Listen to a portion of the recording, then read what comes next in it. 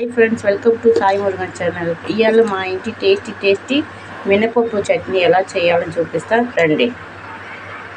2 tea spoon oil పోసుకుని 2 మిర్చి,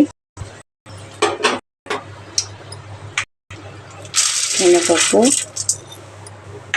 దోరగా చేసుకోవాలి.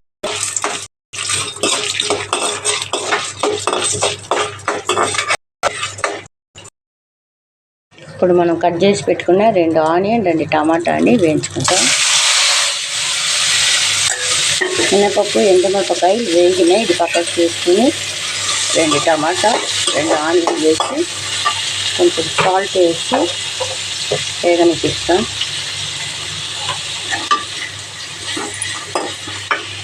టమాటా ఆనియన్ వేగినాయి. ఇప్పుడు దీంట్లో మనం కట్ చేసి పెట్టుకున్న ఒక చెయ్యంత కొత్తిమీర, ఒక 2 టీ స్పూన్ పచ్చి కొబ్బరి తురుము వేసుకుంటాం. వేసి ఒకసారి బాగా మిక్స్ చేయండి.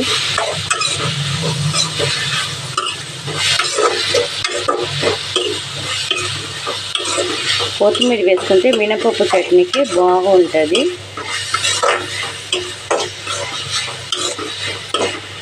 వేగిపోయినాయి. స్టవ్ బంద్ చేసుకుని చల్లార్చిన తర్వాత మనం మిక్సీకి వేసుకుంటాం.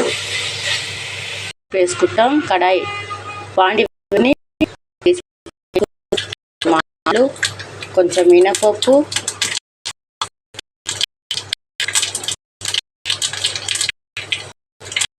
వేపాకులు,